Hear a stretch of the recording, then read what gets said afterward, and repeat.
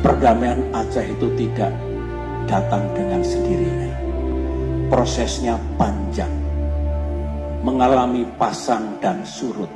Saya sudah merencanakan, dan saya setiap kali di Jakarta berurusan dengan tokoh-tokoh Aceh, saya berusaha di DPR bagaimana bisa membantu rakyat Aceh. Salah satu perusahaan besar di sana, Mubadala Energi, melakukan survei ke Aceh di 4 pulau itu, bertemulah yang namanya migas, khususnya gas yang Tambun.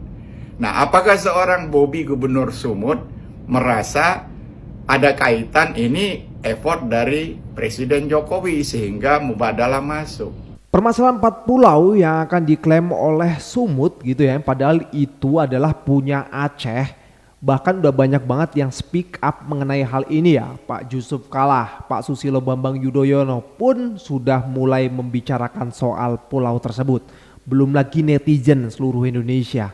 Nah, hal ini sebenarnya kecil dan mudah juga untuk meredam ini semua dan mengembalikan kepada asalnya. Siapa sih yang punya pulau tersebut gitu loh. Lagian juga apa urgensinya kalau pulau itu harus dipindahkan ke Sumut gitu. Bahkan Pak SBY sendiri sudah mengatakan ya, perdamaian Aceh itu tidaklah mudah selama 5 tahun guys. Nah, kenapa ini akan disulut lagi dan menjadikan perpecahan, keributan di sana gitu loh dengan 4 pulau tersebut. Maka dari itu Pak Prabowo sendiri sudah mulai angkat bicara juga. Kita lihat videonya. Pulau itu hadiah dari Pak Jokowi ya Pak, dari Pak Tito untuk Pak Jokowi ya Pak ya? Waduh, gimana cara hadiahnya? Enggak tuh gini loh ya. Ngomongin pulau itu pahamin dulu prosesnya berapa lama. Ya. Sesama di Sumut aja. Kita tahu lama ya Bang itu Bang. Ya, coba cari tahu lah, nanti kalau saya ngomong dibilangin enggak ini. Disampaikan juga ke Abang, saya dengar sudah sangat panjang Bang. Ya sudah sangat panjang. Gimana hadiah itu hadiah apa sih? Emang untuk pulau bisa dipindahin kok, kenapa enggak kok hadiah buat Pak Jokowi, kenapa enggak dihadiahin yang di situ ke Solo aja? Ya saya kemarin saya datang ke sana, ayo ke menyelesaikan permasalahan kepemilikannya, jangan kita bahas di sini, nggak selesai itu barang. Jadi ya kalau mau bahas itu, ayo kita bahas sama yang memutuskan, jangan kita bahas sama yang nggak memutuskan gitu.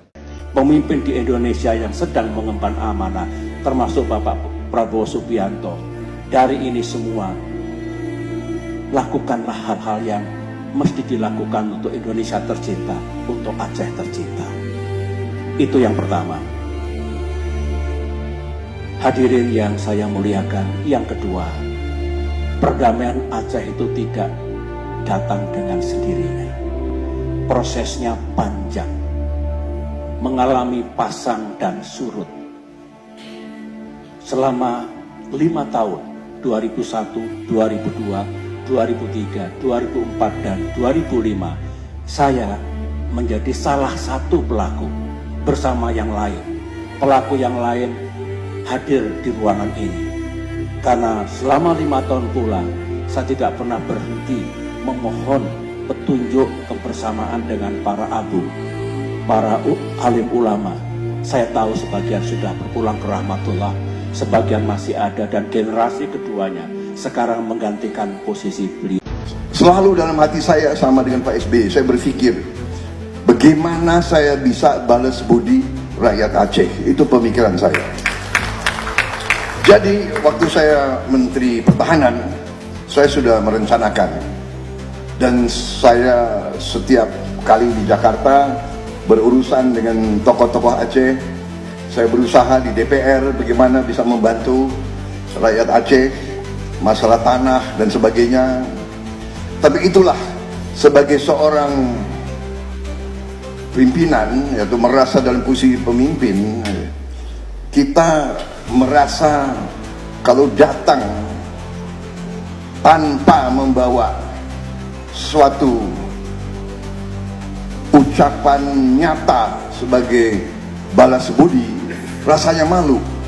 Jadi saya minta maaf, saya ingin datang dengan memberi sesuatu sebagai ungkapan balas budi saya kepada rakyat Aceh. Ya, benar sekali apa yang dikatakan oleh Pak Susilo Bambang Yudhoyono ya. Perdamaian Aceh itu tidak datang dengan mudah gitu ya. Perlu waktu yang cukup lama, 5 tahun. Nah, dan sekarang mau diotak-atik lagi sehingga membuat polemik di tengah masyarakat. Nah, barusan juga kita mendengar kata-kata dari Pak Prabowo Subianto yang dimana sepertinya memang akan dikembalikan pulau tersebut ke Aceh. Karena tentu ini tidak akan baik untuk masyarakat Aceh sendiri gitu ya. Pasti akan ada bentrok di sana. Untuk apa sih pulau yang jelas-jelas sudah berada di Aceh kok harus ditarik-tarik ke provinsi lain gitu? Lebih baik seperti Pak Bobi fokus saja kepada rakyatnya gitu loh, daripada harus ngurusin pulau-pulau tersebut. Dan tentu rakyat menginginkan ya agar siapa yang memberikan izin tersebut ya segera diproses gitu loh. Paling tidak Pak Prabowo untuk memanggilnya. Oke teman-teman semua, kita lanjut ke videonya. Aku sebagai putri Aceh tentu saja tidak setuju dan menolak keras diserahkannya 4 pulau tersebut kepada provinsi tetangga. Karena secara historis, kultural, dan geografis, keempat pulau tersebut merupakan bagian dari Aceh. Sekarang pertanyaannya untuk Pak Mendagri. Atas dasar apa keempat pulau tersebut diserahkan ke Sumut? Apakah karena dianggap orang Aceh itu tidak mampu mengelola wilayahnya sendiri? Aduh Pak, orang Aceh itu sangat mampu untuk mengelola wilayah kami sendiri. Jadi nggak perlulah Pak dikelola bersama. Aku bingung, masalah ini kan bukan masalah baru. Justru sudah bergulir dari tahun 2008. Tapi kenapa setelah viral, setelah rame, setelah kasusnya itu dibicarakan secara masif oleh publik, pihak-pihak berwenang baru bergerak. Selama ini kemana saja? Kenapa kita harus menunggu gaduh dulu, baru kita bertindak? Bapak, Ibu, hojak lawek nyo Pak, Bu, ho gade. Lon hana pesalah sosok, tapi nyo ke wateji, tanyo tak bedah. Ya bedah Pak, bedah Bu. Le, ya Allah. Urang Acehnya dari zaman uroje, pemberani, semangat tinggi, carang-carang, kreatif. Jak tak beda nyawateji tanyo pemaju Aceh. Jak hai tanyo sama-sama nyawateji pemaju Aceh.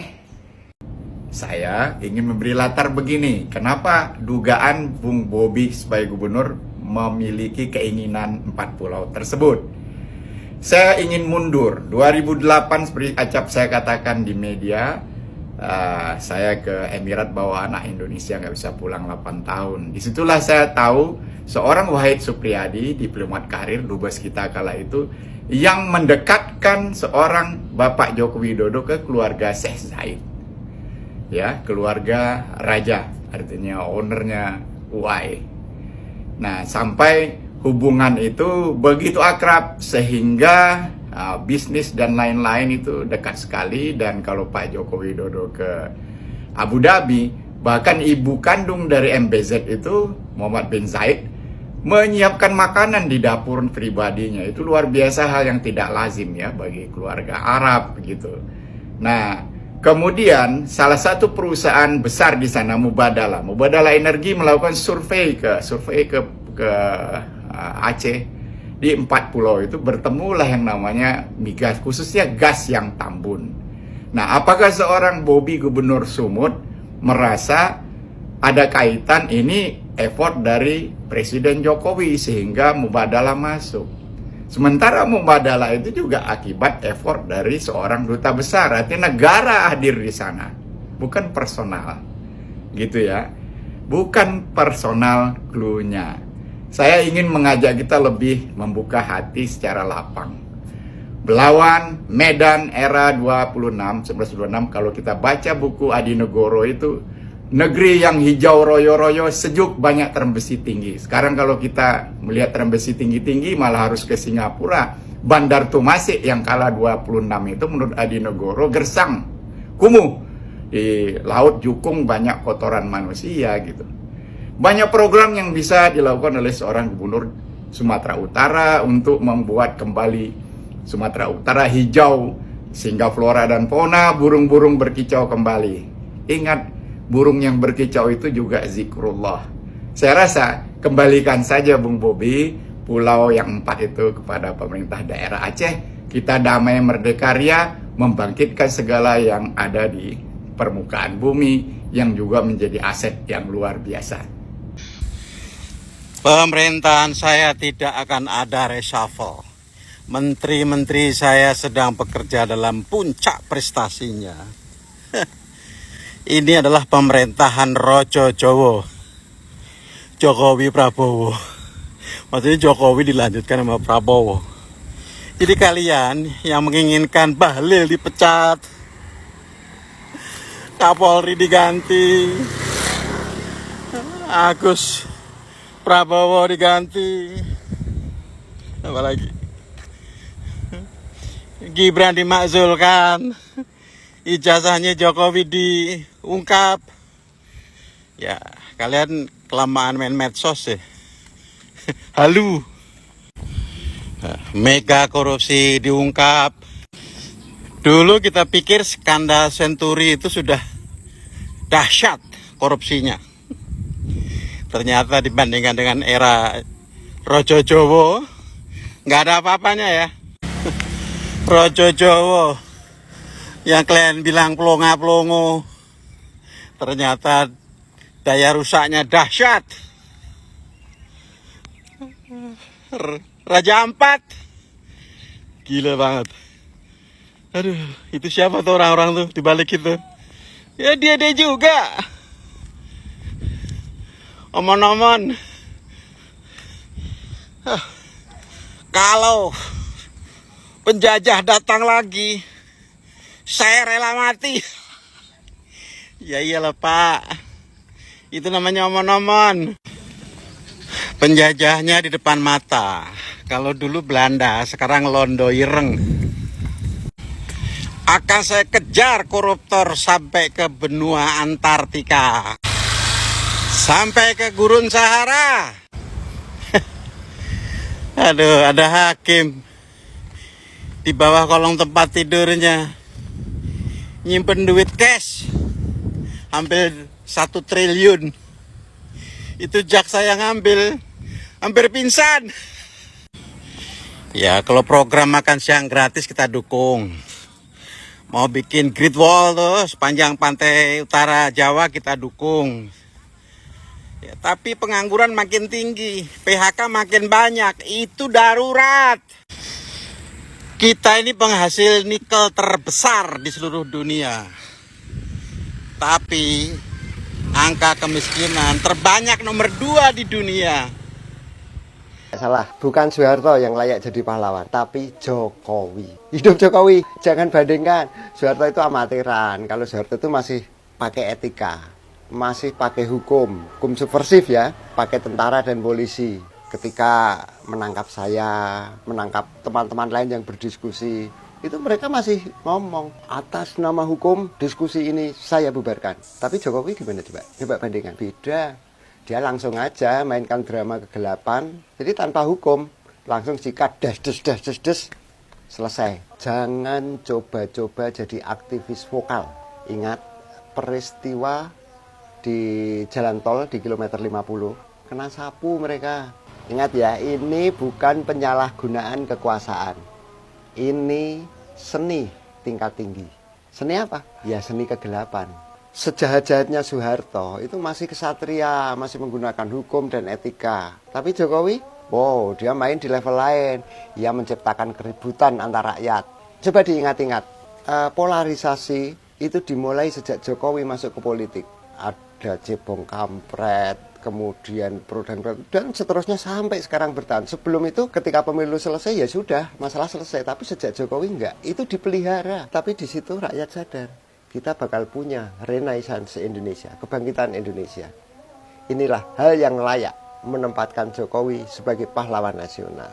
Tapi saya kok kok agak ragu karena ada kendala sih, ada kendala kecil. Gelar pahlawan nasional itu bisa diberikan kepada orang yang sudah meninggal, coba. Jadi repot kan? Tapi jangan lupa, kita miliki Mahkamah Konstitusi atau jalan lain yang lebih praktis. Dan ini butuh ini bisa dilakukan oleh siapa saja, bisa dilakukan siapa saja. Jalan yang lebih praktis adalah mari kita doakan saja rame-rame agar syarat itu cepat terpenuhi. Saya berjanji akan pasang bendera setengah tiang selama 30 menit saja untuk menghormati kematiannya, karena saya lebih menghormati jasanya membawa Indonesia ke kegelapan. Jadi jangan ragu ya, Dukung Jokowi jadi pahlawan nasional. Jangan ragu, dukung Jokowi jadi pahlawan nasional. Bukan karena dia sempurna, tapi karena dia rela membawa kita ke kegelapan hakiki untuk pencerahan. Oke? Hidup Jokowi!